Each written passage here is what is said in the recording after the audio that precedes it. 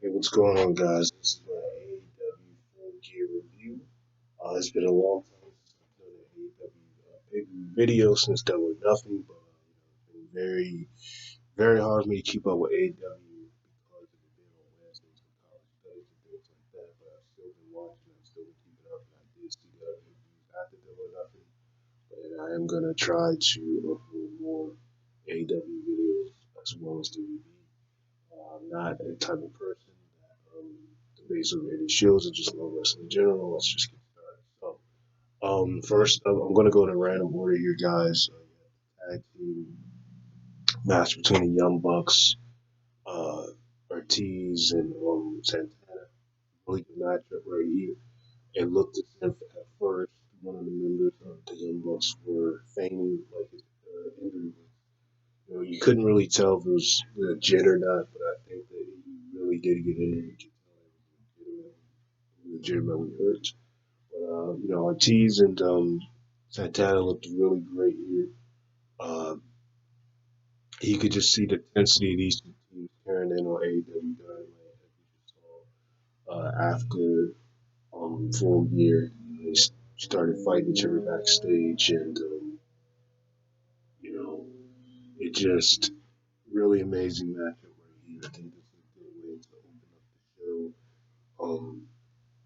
You know, Young Bucks, of course, used their super kicks in this match. We've seen Santana and Ortiz really uh, can use a lot of momentum with these guys in this matchup.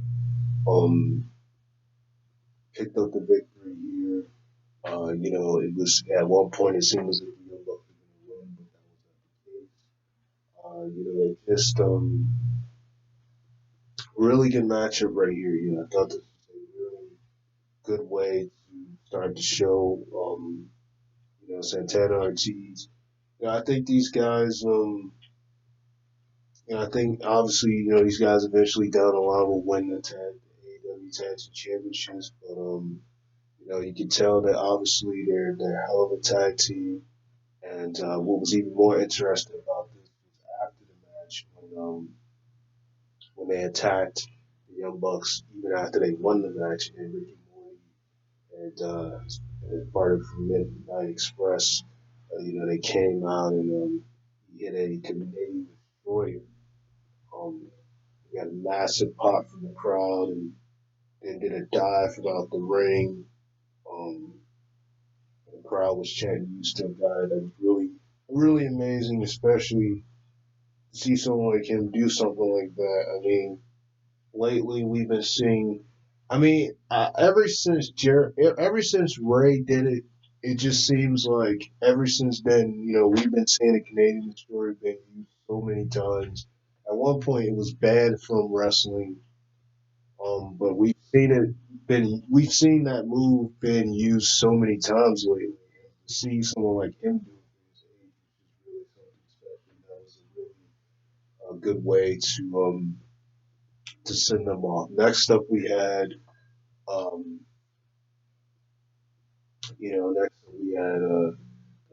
the tag team championship match, the AEW tag team championship match, guys, and going randomly. SCU versus Private Party versus sorry, SCU versus Private Party versus Lucha Bros. Another great matchup right here. SCU looked really good in this match. The Lucha Bros, of course, was very dominant. Um, the the private party looked good. Everybody had their time to shine in this match, and I'm glad that SCU. I think that having to win the belts, win the tournament was very unpredictable. A lot of people were expecting for Lucha Bros to win the championships. A lot of people were rooting for Lucha Bros to win the championships. When the SCU defeated them with a roll up, it's a move that has been very overused lately. It's the most devastating move in wrestling, a roll up. But I think for something like that, I just hope it doesn't become a thing where AEW start making mistakes and start using that very often. But obviously it was needed. It really surprised the crowd there. And the SU are over with the crowd as well. And And I think them winning, I think them winning the AEW Tag Team Championship was just something that you needed because a lot of people did not think they were going to win, and it really gives you that unpredictability. Because a lot of times unpredictability could be seen as negative, positive, and negative. But in this case, it's very positive. Very, it's that's the unpredictability that you want is to have something like that. And we've seen it again with Scorpio Sky and Chris Jericho with a roll up again. That's the second time we've seen that being used. I just hope it doesn't become repetitious. But they continuously keep using stuff like that. But it was unpredictable because Jericho was undefeated. I mean, Jericho suffered his first pinfall loss to a guy like Scorpio Sky. And that just shows you also how much Jericho has been able to put in talent.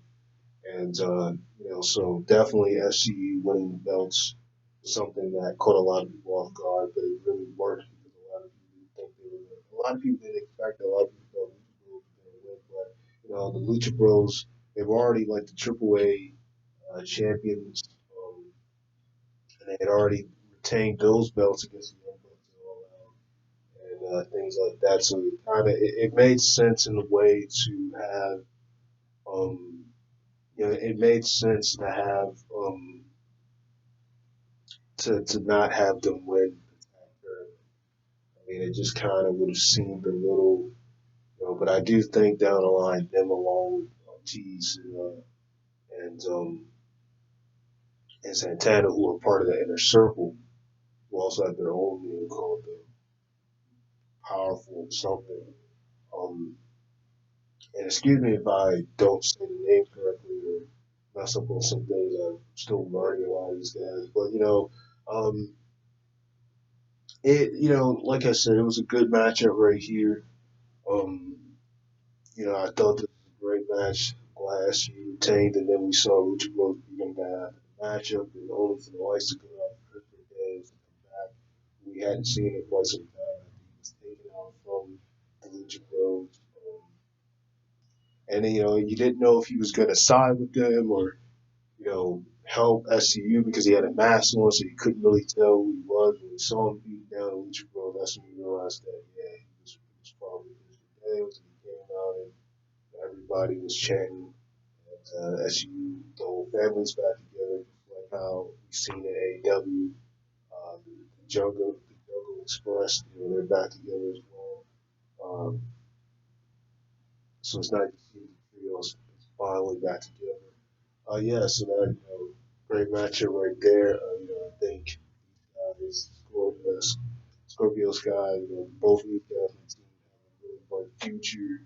Obviously, Lucha Bros have already proven with the time that they had in TNA that they're really amazing team, just like Ortiz and Santana. They had some incredible matches in TNA. They've already proven how great they are.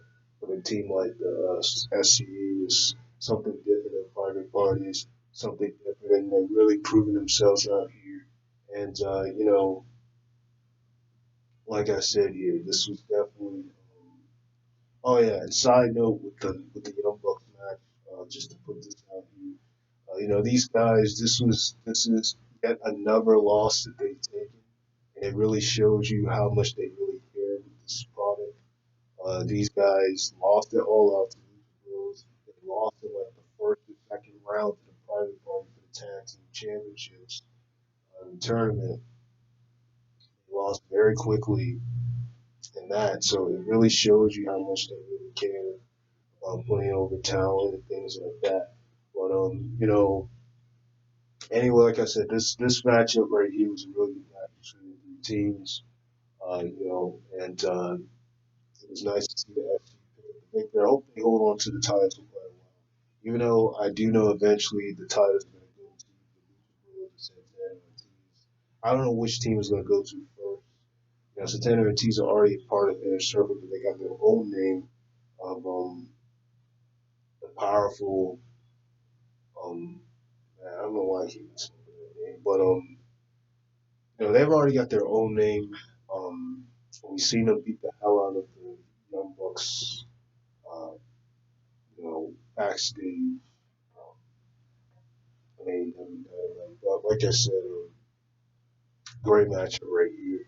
Next up, we have Rio. She was defending her AEW Women's Championship. I cannot pronounce her teacher's name, taught her, but I do know it's not from the really good match right here. I don't want to mess up. Really good match right here.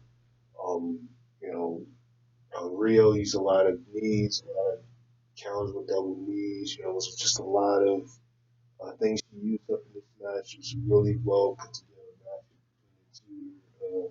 Mentor and used a lot of powerful moves on her and looked as if, and then the way that she won this match, it was very unique.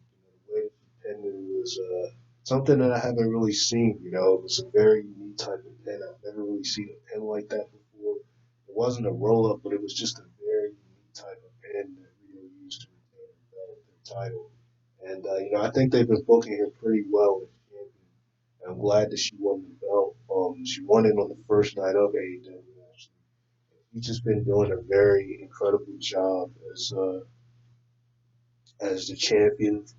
Um, I think she's been doing an excellent job. Um, and hopefully she gets a pretty decent run. She's been amazing. She had a good match with her teacher here. These two really put out all the stops. There were times where it seemed like Rhea was going to lose. Constantly counter with knees or W's and things like that. But we've seen a power bomb. We've seen so many things on this matchup that she tried to use to have Rio to lose the championship, but just could not keep her down. And at the end of it, Rio retained the belt, and yeah, it was a good outcome. And it was a pretty good match. Next up you had Sean Spears versus Joey Janela. This was another good matchup right here with Tully Blanchard, a member of the Four Horsemen. Yeah, this was a good matchup right here. I'm glad that Sean Spears picked up the victory. It kind of seemed like I don't know, like when he first burst on the scene and attacked Cody Rhodes. I believe it was at Fighter Fest when that happened. Just kind of it just kind of seemed like after that, then he went on to lose all out was when he lost against him. And you really didn't know um, what direction they were really going with him as far as like because it mostly it seemed like even when he was on like a 6 man tag match or something, I think this was a fight for both losing or losing that. So to see him win this match was very important. You can tell that he's really enjoying this Hillish character that he's using. Having someone like Tyler Blanchard by his side, like really helps for him. Really helps for his character build. Really helps for him in general. It's nice to see that he has a guy like that. That's a really big help. And he obviously he interfered a lot in the match. Actually helped. He was winning match, but at the end of it, it was a good match. And I'm glad that Sean Spears picked the victory here. I think he really needed this win. Um, and yeah, so next up you had Adam Page versus Pac. Their second encounter. They were actually supposed to face each other at All Out originally. But what happened was Pac left for some reasons. So instead, we did not get that match. So instead we ended up getting Chris Jericho and Adam Page, but they were actually no, it wasn't all. I think they were supposed to face each other at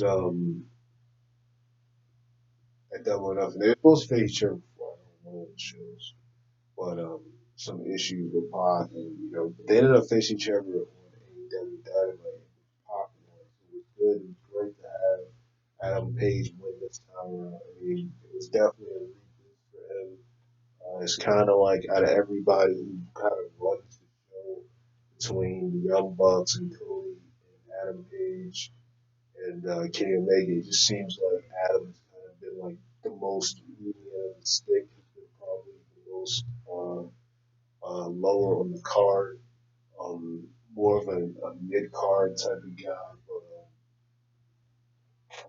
But it was nice to see him win this matchup here. I mean, this was a really good matchup between two. Obviously, you could tell that these guys have really good chemistry with each other. We've seen Adam Page hit a moonsault from Pac. We saw Pac, in the rings of Saturn. I think that's what it's so called. But Adam Page grabbed the ropes. We seen the clothesline. I mean, you've seen so many offensive moves in this matchup here. And it really, Adam, Pac went for Red Arrow and he missed, and and then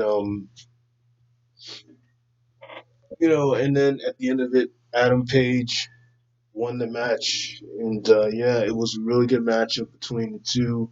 This was definitely a reboost for Adam Page. I mean, because Adam Page he had just beat Pac.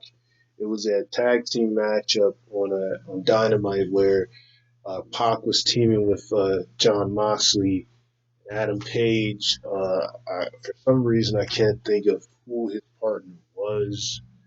If it was one of the Young Bucks, I think his partner was actually Kenny Omega.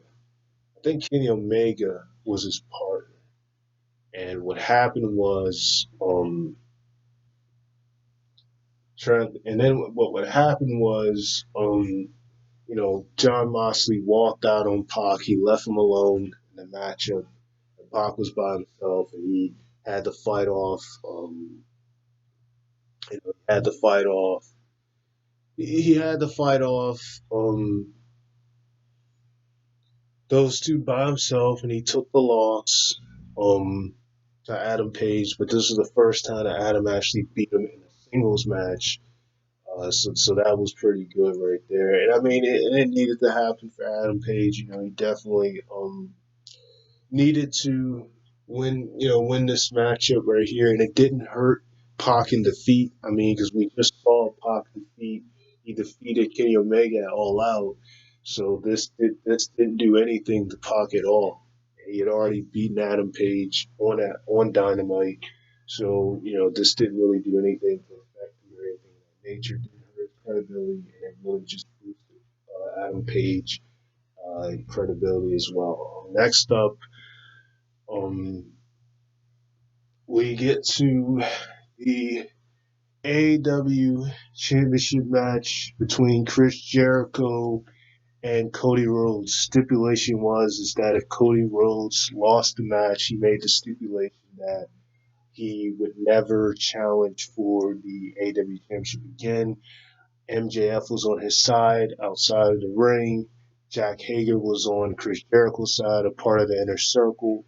Um, you know, Unfortunately, I did not see the exchange of words that these two said against each other on the promos they had. I know that they both uh, wrote these promos themselves, and I know they were very intensive. I know there was something about Cody was saying something about Chris Jericho's dad and him being a hockey player and stuff like that. But I never really got to see it, because of school and things like that. But I wish I could have had the opportunity to go back and see how intensive these promos that they put on each other. But I know they're pretty intensive. The build up to this match is very interesting here. Um, but the match itself, really good storytelling.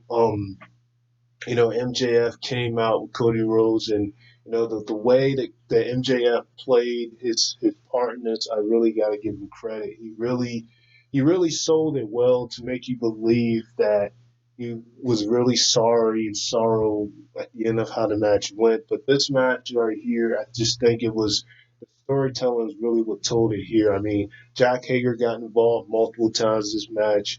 We've seen Cody go for all the stops in this match. He went for he used his dad's elbow, went for some of his dad Dusty Rose moves. We've seen him use the Alabama Slam. We've seen him go for a diving, look like a suicide dive almost, and where he landed straight to his head, which I was very concerned about Cody at that point because this is the second time that we've seen Cody do something that looked very, very harmful, you know. But I know that this was Cody's idea, and I understand that on pay-per-views, AEW like to go around. They like to use very high stake moves and things like that.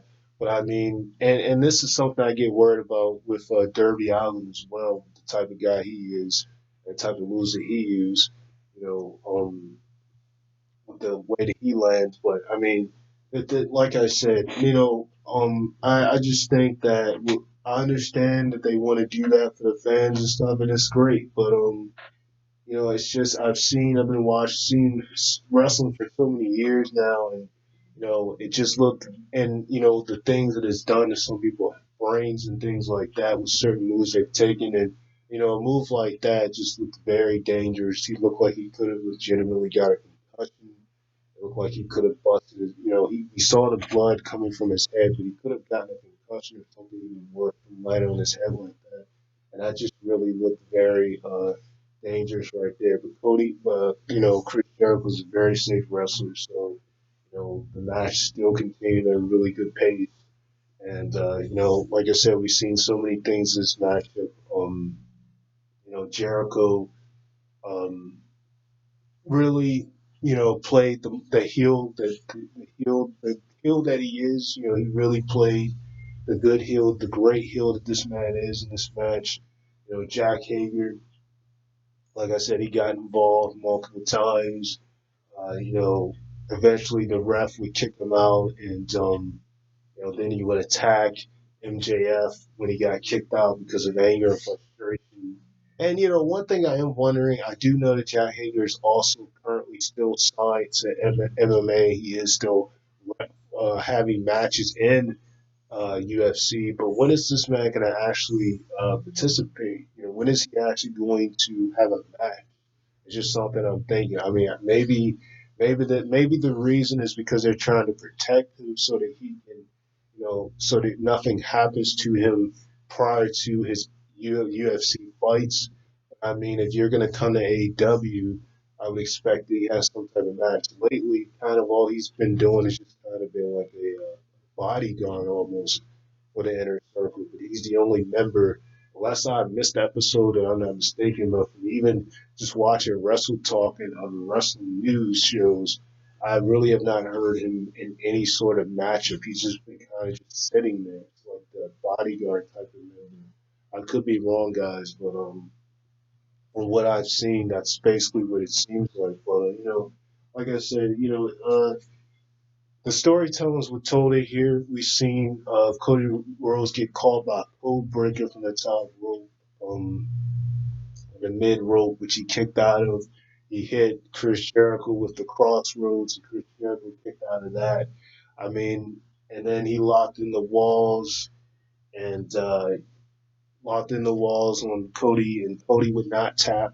So MJF throws out the towel, and you know, like I said, you got to give it to him. You know, I give MJ a lot of credit because he really sold this well. He really made it seem as if he was sorry, you know, as if he didn't mean to throw in the towel. And Cody was just kind of ignoring him because he was upset because you know he put in that stipulation that if he lost, he'd never get another AEW championship match. Was I'm pretty sure that because these guys run the show, I'm sure that in some way, shape, or form, eventually over time, they're gonna do something where Cody does get another opportunity down the line, even if that's a year from now, even if that's a whole uh, year or two from now that happens. I'm sure down the line they'll make a stipulation when he gets it back.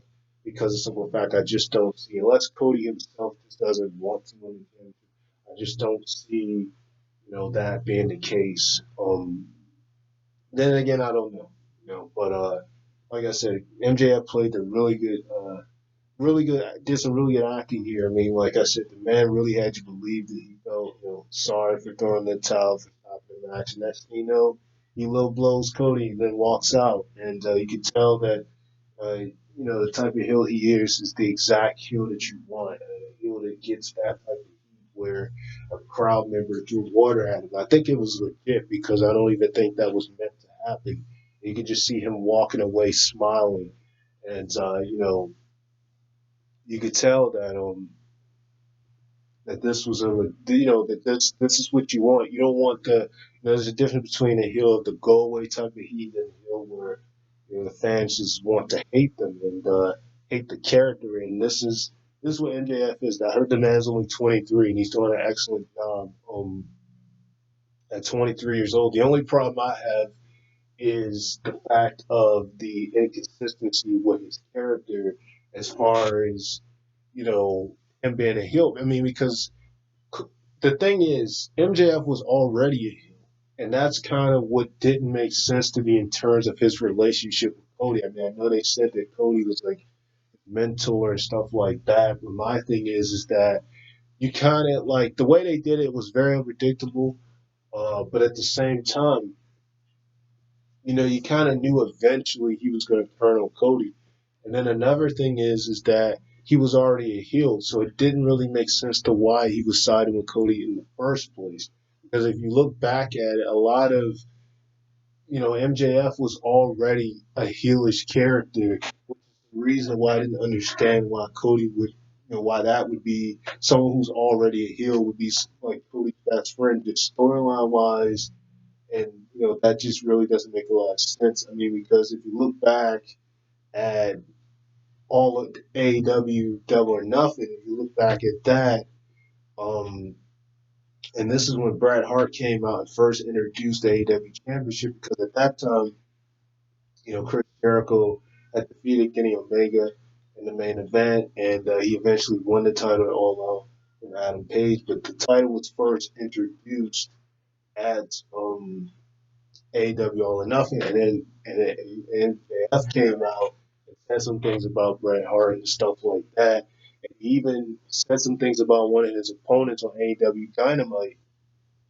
not too long ago, and and then he actually ended up winning the match. So my thing, so like he already has been consistently playing the heelish type of character, and the only time he would seem babyface was when it came to Cody Rhodes. So I really, to me, it just that's the thing that didn't make a lot of sense to me. The inconsistency with that. I mean, it's the same thing with Cody's wife. For a long time, Brandy, you couldn't tell if she was a babyface or a heel, but I think now it's pretty clear that she's a heel with her siding with Awesome Khan, with that being kind of I guess her bodyguard and partner or something like that. With her siding with her, you can kind of tell that she's like a heel, a full fledged heel now, but you couldn't really tell what she was at first because she was flip flopping back and forth, and that's kind of the issue that I had, with what they did with MJF. He was already a heel to begin with, and the only thing that was making him seem like a babyface was his relationship with Cody Rhodes. But in the reality of it though is that he was already a heel, and so that was kind of the inconsistency that didn't really add up. But but yeah, man. I mean, like I said, this was just storytelling was great here.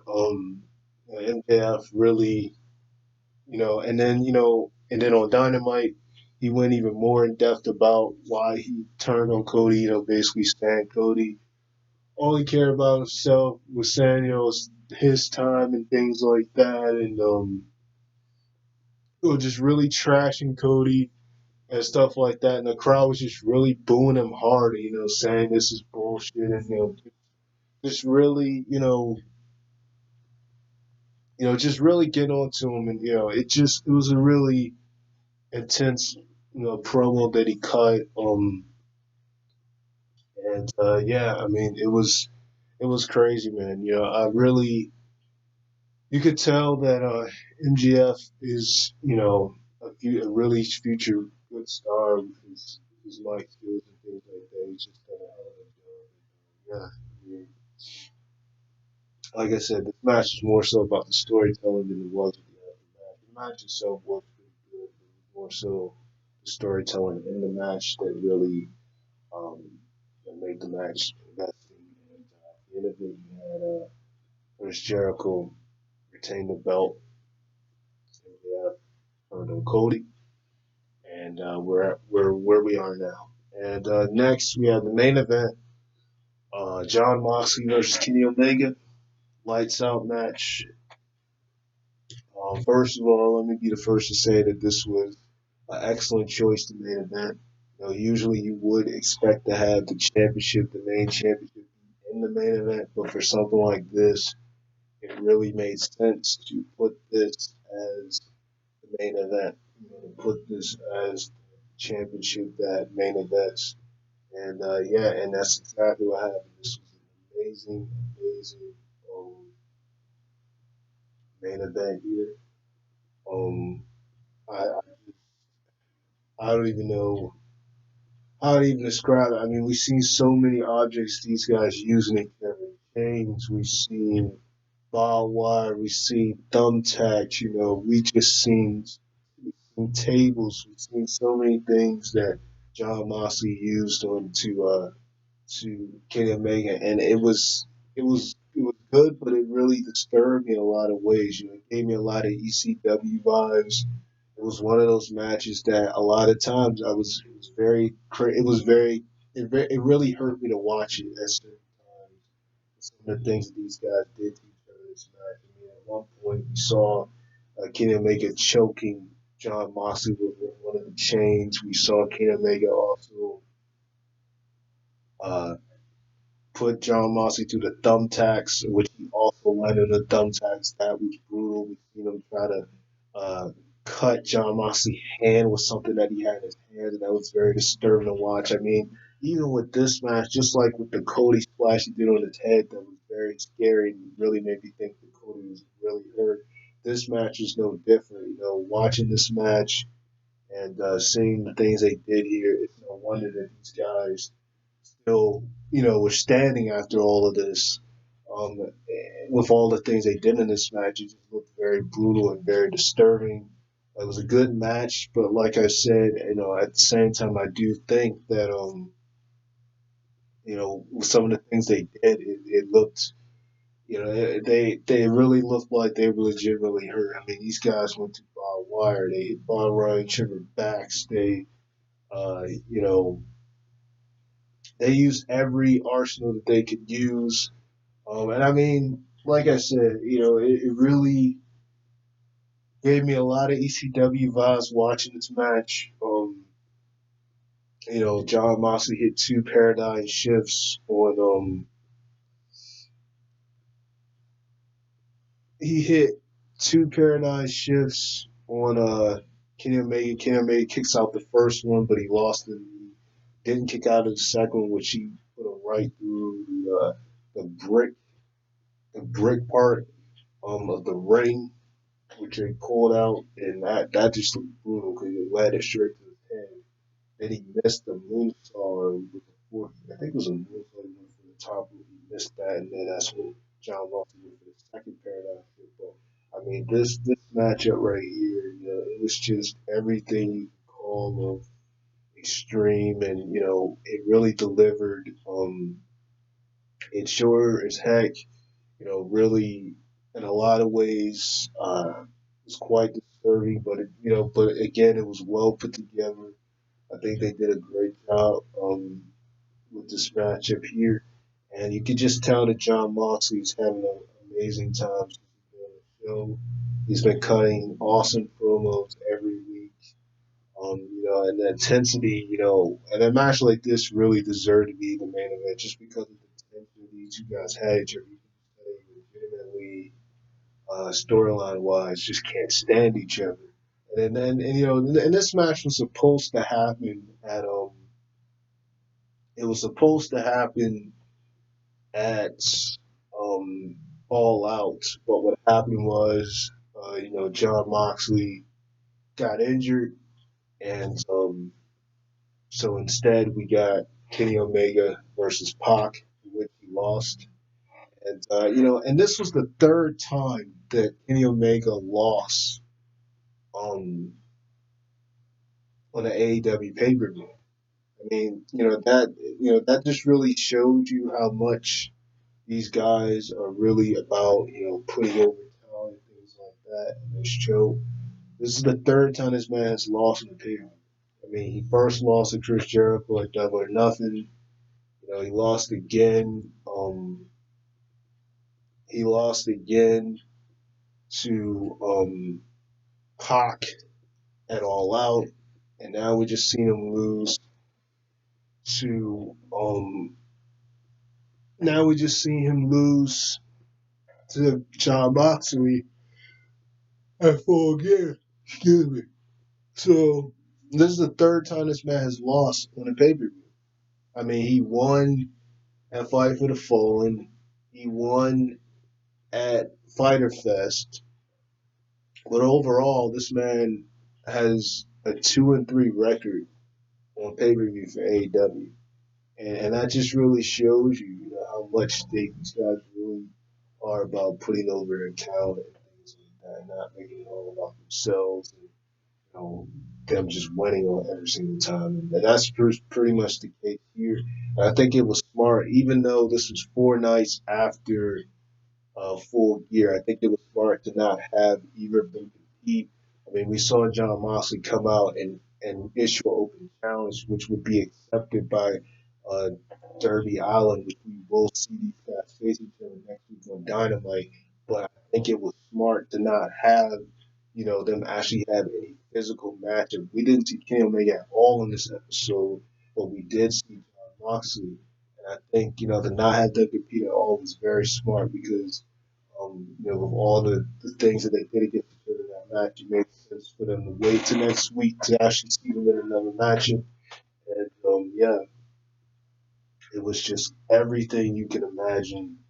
Some parts of it really freaked me out. Some parts of it I was very disturbed, especially when you consider the fact of just you know what they were using and how they did it. I mean, it just my goodness, it was very brutal, very brutal. A lot of people said this reminds them of some of the things John Moxley did back in CZW. But I never really watched that promotion. I've seen clips from that promotion, but never really watched it.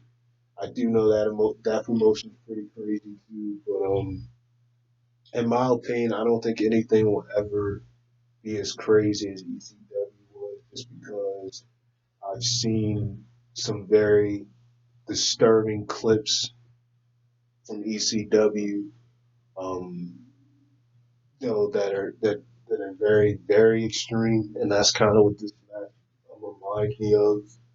It's just thank God, that no one actually got legitimately injured in this match. Is what I was afraid about for some of the things I've seen. Because in ECW, these guys, a lot of the times they did these extreme moves.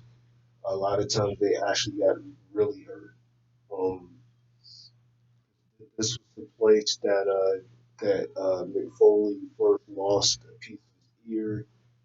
This was the place that Sabu broke his neck not once but twice. I mean, I can go on and on about all those really terrifying things that happened in ECW, as great as it was, as good as it was. But I'm not. This is not an ECW video. I'm just saying that this match, just gave me that type of vibe. But at the end of it, it was a really good match, and you know, I really like the Paradise Shift John Moxley finisher. Um, you know, I really like that move. Um, he didn't make it. Hit him with the one-legged angel. I think that's his favorite. He hit him with one of his moves twice, which looked very crazy. Um, and yeah, this was a really good match. And overall, I would say this pay-per-view was a really good pay-per-view. It was so important because it's the first pay-per-view since the actual show has went on air, since it's actually started. And aside from them doing episodes prior to pay-per-view, it's the first pay-per-view the show has started. So it's very important for the show to deliver, and that's exactly what it did. Because for Cody and Chris Jericho, a lot of people see with the stipulation of the fear was that we were gonna get some, cheesy finish with some DQ or count out or something like that. But thankfully, that did not happen. Instead, we just got stopping the match, and the fear was that we were gonna get some type of crazy finish because of the stipulation that Cody put, but that's not what ended up happening. And, same thing. The main event was a really amazing main event. I thought the show was good overall. So that's pretty much it, guys. Hopefully, I can do some more videos down the line. Um, and yeah, so sign off, Remaster Flex. Like, comment, subscribe. Um, Again, I love both wrestling promotions, so you'll be seeing me do both. And uh, I'll talk to you guys another day.